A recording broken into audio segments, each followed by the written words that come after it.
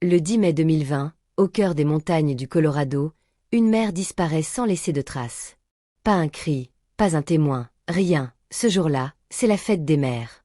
Une journée qui est censée être remplie d'amour, de messages, de souvenirs en famille. Mais pour Suzanne Morphew, cette journée va marquer le début d'un mystère glaçant. Elle serait simplement partie faire du vélo. Une sortie ordinaire, dans un décor paisible qu'elle connaît parfaitement. Et pourtant, Suzanne ne reviendra jamais, très vite. Ce qui semblait être une disparition inquiétante, bascule dans quelque chose de bien plus sombre, un mari au comportement troublant. Un alibi qui soulève des questions, un pistolet tranquillisant, un stylo espion, et en toile de fond, une double vie. Derrière les apparences d'une famille parfaite, un autre récit commence à émerger. Un récit fait de tensions, de secrets, et peut-être de mensonges.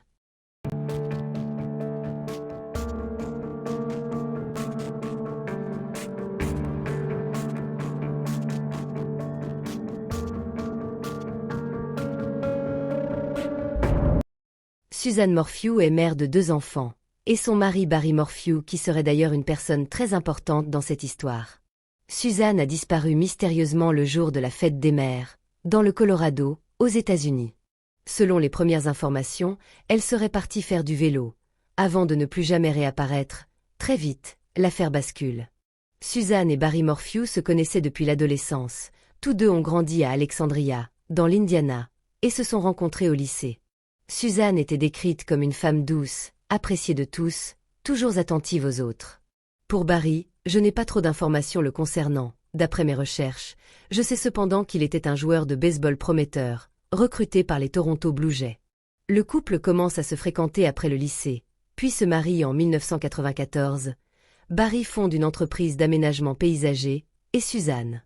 Elle, travaille comme institutrice, puis quelques années plus tard, elle décide de quitter son emploi pour élever leurs 2 filles, Mallory et Massey. D'après plusieurs proches, la famille quitte ensuite l'Indiana pour s'installer à Salida, dans le Colorado, notamment pour se rapprocher de leur fille aînée, Mallory. Mais en coulisses, une autre version circule. Ce déménagement aurait été une tentative désespérée de sauver un mariage déjà fragilisé. Le 10 mai 2020, au matin, Barry Morphew quitte le domicile familial de Salida pour se rendre sur un chantier situé à plus de 200 km, à Brownfield, dans le Colorado. Ce jour précis, leur fille était partie camper, mais en rentrant, elles envoient un message à leur mère pour lui souhaiter une bonne fête des mères. Suzanne ne répond pas. Paniquée, Mallory tente à plusieurs reprises de joindre sa mère, mais ses appels restent sans réponse, dans un silence inhabituel, et de plus en plus angoissant. Ne sachant plus quoi faire, elle contacte immédiatement son père. Barry, de son côté, affirme que lui non plus ne parvenait pas à joindre Suzanne. Face à cette situation préoccupante, il demande à un voisin de se rendre sur place pour vérifier si tout va bien au domicile familial. Mais en arrivant sur les lieux, le constat est un peu troublant. La maison est vide, aucun signe de lutte, aucun indice évident. Suzanne n'est pas à la maison, et plus encore à l'extérieur, son vélo n'est pas là non plus. Rapidement, l'hypothèse d'un accident lors d'une sortie à vélo est envisagée, les secours sont immédiatement alertés, et en quelques heures, la zone est bouclée. Les forces de l'ordre, accompagnées de chiens de recherche, de drones et d'équipes spécialisées, ratissent les environs à la recherche du moindre indice. Mais quelque chose ne colle pas, malgré l'ampleur des recherches, aucun élément concret ne permet de localiser Suzanne.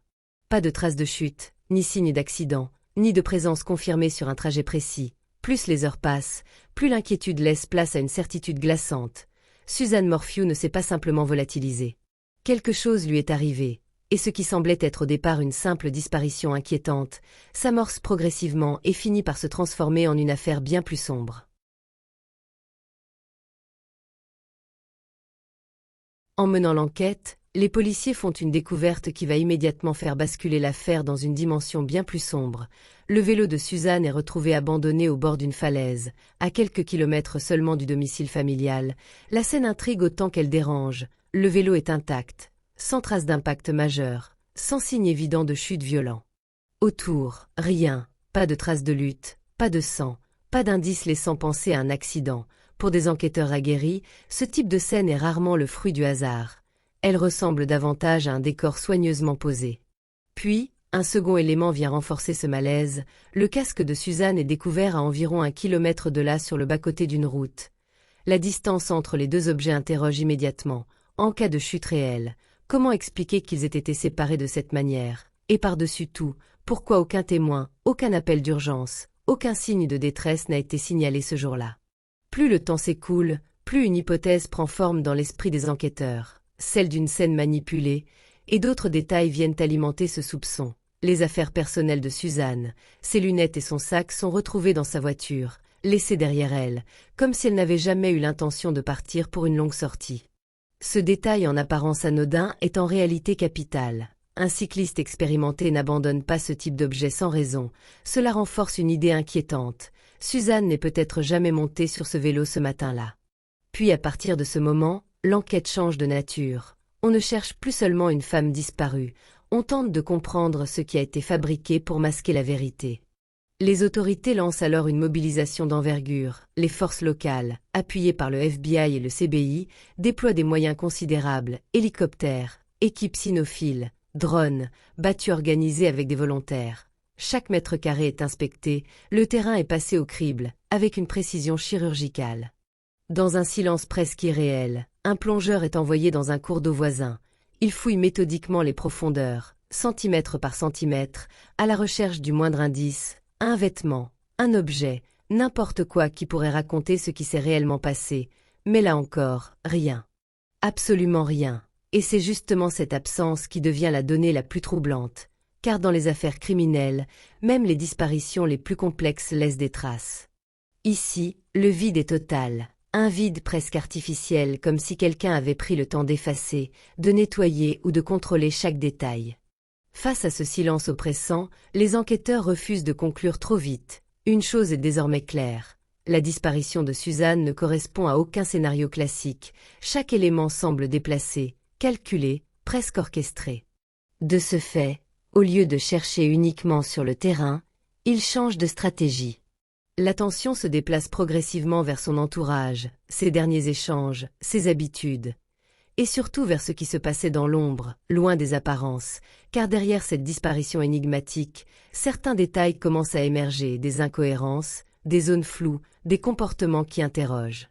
Et plus les enquêteurs creusent, plus une autre réalité commence à se dessiner, une réalité bien plus dérangeante, qui pourrait enfin expliquer pourquoi. 10 jours après la disparition de Suzanne, l'enquête franchit un cap décisif. Les agents pénètrent enfin dans la maison des Morphew, un lieu qui en apparence calme, commence à révéler une tension invisible, presque palpable. Dans le dressing de la chambre principale, un objet attire immédiatement leur attention. Un stylo espion, discret, presque banal, mais en réalité capable d'enregistrer des conversations dès qu'il détecte une voix. En creusant, les enquêteurs découvrent que Suzanne elle-même s'était procuré cet appart. Son intention était claire, presque désespérée. Surprendre son mari, Barry, en flagrant délit d'infidélité. Mais ce que ce stylo contient est bien plus troublant. Au lieu d'incriminer Barry, le stylo enregistre des fragments intimes, des conversations entre Suzanne et un autre homme.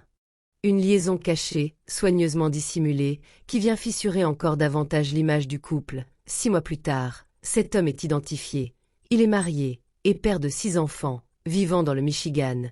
Il menait une double vie à distance. Et depuis la disparition de Suzanne, il s'était muré dans le silence, n'ayant jamais tenté de contacter les autorités, un comportement qui intrigue autant qu'il interpelle. Mais lorsque les enquêteurs frappent finalement à sa porte, il ne résiste pas, il coopère immédiatement. Il remet son ADN, ses relevés téléphoniques, ainsi que l'accès à ses comptes personnels. Chaque élément est minutieusement analysé, son alibi tient et il est écarté de la liste des suspects. Par contre, les données extraites de son téléphone ouvrent une autre piste, les relevés montrent une communication intense. 59 messages échangés entre lui et Suzanne, ainsi qu'un selfie envoyé par Suzanne le jour de sa disparition. Pour les enquêteurs, cette image prend une importance capitale. Ils considèrent désormais cette photo comme la dernière preuve qu'elle était en vie le jour de la fête des mères. Puis un autre détail surgit, le jour de la disparition, à 14h26. Barry envoie un message à Suzanne pour lui dire qu'il est en route. Peu après, un second message envoyé par Barry. « Tu es parti ?» Mais toujours aucune réponse. Pour les enquêteurs, ce timing est crucial. Alors ils commencent à envisager un scénario. Barry serait rentré peu après et quelque chose aurait basculé. Et à ce stade, une question essentielle émerge. Le mobile. Barry, de son côté, semble ignorer que les enquêteurs ont déjà mis au jour la liaison secrète de Suzanne. Un élément qu'il n'évoque jamais, comme s'il ne savait pas que cette vérité avait déjà été découverte ou qu'il pensait encore pouvoir la dissimuler. Pourtant, en fouillant plus profondément, les agents mettent la main sur un message supprimé, envoyé par Suzanne quelques jours avant sa disparition, un message sans équivoque. « C'est fini, je me fiche de ce que tu manigances depuis des années, il faut juste qu'on règle ça à l'amiable. » Une rupture imminente. Encore une fois pour les enquêteurs, c'est un possible déclencheur. Dans la maison, d'autres éléments physiques viennent appuyer cette tension. Sur la porte de la chambre parentale, une fissure attire l'attention, pas une simple usure, un impact, une trace de force. Interrogé, Barry affirme ne rien savoir, aucune explication, aucun souvenir. Les enquêteurs contactent alors l'ancien propriétaire, sa réponse est sans appel. Cette fissure n'existait pas avant la vente, une hypothèse prend forme, une altercation violente, possiblement dans cette chambre, où Barry aurait tenté de rejoindre Suzanne de force. Les données téléphoniques ajoutent une couche supplémentaire. Le 9 mai, le téléphone de Barry émet plusieurs signaux autour de la maison. Confronté à cela, il explique qu'il courait autour de la propriété en tirant sur des tamias, qu'il considère nuisibles, une explication jugée étrange, presque incohérente. Puis, une autre découverte encore plus dérangeante est faite. Dans le sèche-linge, les enquêteurs retrouvent le capuchon d'une aiguille de seringue, un détail qui, isolé, pourrait sembler anodin. Mais dans ce contexte, il devient lourd de sens. Barry admet utiliser une seringue. Il explique qu'il s'en sert pour charger des fléchettes tranquillisantes destinées à chasser des cerfs. Il précise même qu'il est expérimenté dans ce domaine, capable de manipuler des produits chimiques paralysants. Il reconnaît également que cette pratique est illégale, mais affirme que c'était courant pour lui. Cependant, un problème majeur subsiste. La seringue elle-même est introuvable. Et ils interrogent Barry sur ce point précis. Il dit ne pas comprendre comment cet objet a pu se retrouver dans le sèche-linge. Pour les enquêteurs, une théorie commence à émerger, de plus en plus précise. Et si Suzanne avait été immobilisée à l'aide d'une fléchette tranquillisante? Une poursuite autour de la maison, ou une tentative de fuite? Barry affirme ensuite s'être couché tôt, vers 20h ce soir-là. Mais les faits techniques contredisent cette version. L'ordinateur de bord de son véhicule indique un mouvement. À 21h30, la voiture démarre et recule, une activité nocturne qu'il n'a jamais mentionnée. Du côté de la défense, il tente de minimiser. Le capuchon de seringue, disent-ils, ne prouve rien. Impossible de déterminer depuis combien de temps elle se trouvait là. L'accumulation des éléments commence à peser lourd, et les caméras de surveillance elles aussi, livrent des images troublantes. Ce 10 mai, vers 11h40, Barry est filmé en train de jeter des ordures à plusieurs endroits différents, pas dans un seul conteneur, mais plusieurs. Par-dessus tout, pour les enquêteurs cette dispersion paraît inhabituelle. Il apparaît même sur les caméras d'un hôtel déposant des déchets dans une benne. Barry, lui, continue de nier toute intention suspecte. Il explique simplement qu'il jette parfois ses ordures dans des poubelles publiques pour éviter de payer les frais, une justification qui peine à convaincre. Plutôt, un dernier détail attire l'attention des enquêteurs, un détail physique cette fois. Sur une photo prise 3 jours après la disparition de Suzanne, des griffures sont visibles sur le bras de Barry, des marques nettes, récentes. Pour les enquêteurs, l'image est claire désormais. Tous ces éléments, mis bout à bout, le message de rupture, la fissure sur la porte, les traces d'activité nocturne, le matériel tranquillisant, les déchets dispersés, et ces griffures dessinent le contour d'une scène bien plus violente que ce qui a été raconté. Ils en arrivent à une conclusion lourde de conséquences. Une altercation physique a très probablement eu lieu, une confrontation qui aurait pu dégénérer, jusqu'à devenir fatale. Dans les mois et les jours qui précèdent sa disparition, Suzanne a échangé de nombreux SMS avec une amie proche. Derrière l'image d'un couple ordinaire, une autre réalité se fissure lentement. Son mariage avec Barry Morphew est fragile, sous tension, au bord de la rupture. Au fil des messages, un malaise s'installe, puis devient oppressant, l'angoisse de Suzanne se lie entre chaque ligne, de plus en plus nette, presque tangible. Elle écrit « Je ne trouve aucune paix quand il est là ». Puis, dans un autre message encore plus troublant, « Je ne me sentirai pas en sécurité seule avec lui », des mots lourds de sens comme un signal d'alerte resté sans réponse. Le 25 mars 2020, elle confie à son ami « Il ne veut pas parler de divorce », une phrase brève mais révélatrice d'un verrou, d'une situation figée, étouffante, où toute issue semble bloquée. Dans les jours précédents, le 6 mai 2020, à peine quelques jours avant de disparaître, Suzanne envoie un message direct à Barry. « C'est fini, je me fiche de ce que tu fais depuis des années, mais il faut qu'on règle ça à l'amiable. Cette fois-ci, il n'y a plus d'ambiguïté. » Elle voulait partir définitivement, mais Barry, lui, ne dit rien, le silence total. Puis près d'un an plus tard, une photo d'identité judiciaire de Barry Morphew est prise au moment de son arrestation. Le corps de Suzanne n'a toujours pas été retrouvé, mais les charges, elles, sont accablantes. Meurtre au premier degré, altération de preuves et plusieurs autres chefs d'inculpation. Dans leur déclaration sous serment, les procureurs avancent une théorie glaçante, qui selon eux, Barry n'aurait pas supporté l'idée d'être quitté. Ils décrivent un homme habitué au contrôle, affirmant qu'il aurait traqué et contrôlé Suzanne comme il l'avait fait avec des animaux, une comparaison brutale qui donne une dimension encore plus inquiétante à l'affaire. Néanmoins, Barry plaide non coupable. Le 20 septembre 2021, il est libéré sous caution. À ses côtés, ses filles lui restent fidèles, présentes à la majorité des audiences, notamment en décembre 2021, elles continuent de soutenir leur père, convaincues de son innocence, malgré le poids écrasant des accusations, et pendant que la justice suit son cours, une question demeure obsédante. Que cache réellement la disparition de Suzanne Morphew? Au moment où l'enquête piétinait, une nouvelle piste surgit et menace de faire vaciller toute l'enquête. Dans le silence pesant des investigations, un élément inattendu refait surface. Une trace d'ADN masculin, isolée à l'intérieur du Range Rover de Suzanne, une empreinte infime presque anodine en apparence, mais dont la portée pourrait être explosive. En octobre 2020, les analyses livrent un premier résultat troublant. Une correspondance partielle. Cet ADN ne renvoie pas à un suspect classique, ni à une connaissance de Suzanne.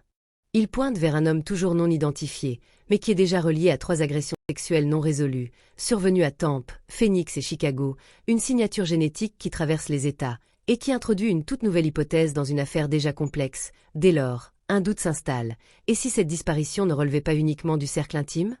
Mais alors que cette piste aurait pu réorienter l'enquête de manière décisive, une fracture apparaît en coulisses. La défense de Barry Morphew monte au créneau. Ses avocats accusent les procureurs d'avoir dissimulé des éléments essentiels à la manifestation de la vérité. Selon eux, ces données ADN potentiellement disculpatoires n'auraient été communiquées qu'après l'audience préliminaire d'août 2021, une audience clé, au cours de laquelle le juge avait estimé que les charges contre Barry étaient suffisamment étayées pour justifier un procès, une révélation tardive qui soulève une zone d'ombre procédurale et alimente un soupçon de déséquilibre dans la conduite de l'accusation. Alors une question dérangeante persiste. Et s'il s'avérait qu'une piste cruciale avait été gardée volontairement dans l'ombre? Des années après la disparition de Suzanne Morphew, l'affaire que beaucoup pensaient figée dans l'incertitude connaît un rebondissement aussi inattendu que déterminant. Entre-temps, un élément majeur est venu bouleverser l'enquête. Les restes de Suzanne ont finalement été retrouvés, confirmant ce que beaucoup redoutaient, et transformant définitivement une disparition en affaire criminelle. Le 20 juin 2025, tout bascule à nouveau. Cette fois, ce n'est ni une perquisition, ni une nouvelle analyse qui relance l'enquête, mais un simple contrôle routier, près de Phoenix, en Arizona. À bord d'une camionnette Ford noire, immatriculée au nom de Barry Morphew, il est identifié par les détectives. L'interpellation se déroule sans résistance, presque banalement. Mais derrière cette scène ordinaire se cache une onde de choc judiciaire. Barry est de nouveau inculpé de meurtre au premier degré pour la mort de son épouse. Après des années marquées par le doute, les failles procédurales et les zones d'ombre, la justice revient frapper à sa porte avec une détermination renouvelée. Il s'installait en Arizona, où il tentait de reconstruire une existence loin des projecteurs et du poids des soupçons. Morphew voit soudain son passé ressurgir avec une violence implacable. Il est placé en détention, sa situation est immédiatement encadrée par des conditions strictes. Une caution fixée à 3 millions de dollars, exigée en espèces, un montant qui reflète la gravité extrême des accusations portées contre lui, mais aussi le risque que les autorités continuent d'associer à sa liberté. Peu de temps après son arrestation, il est extradé vers le Colorado, retour au point de départ, retour là où Suzanne a disparu et où chaque détail, chaque silence, chaque incohérence a été scruté pendant des années. Et pourtant, malgré le poids accablant des soupçons et les nombreux rebondissements de l'enquête, Barry Morphew continue de clamer son innocence. Mais une question, cette nouvelle inculpation marque-t-elle enfin le début de la vérité, ou ne sommes-nous qu'au cœur d'un nouveau chapitre dans une affaire qui refuse encore de livrer tous ses secrets? Alors qu'en pensez-vous, coupable ou victime d'un acharnement judiciaire? Laissez vos avis dans le commentaire, et abonne-toi pour suivre la suite de cette affaire, parce que cette histoire est loin d'être terminée.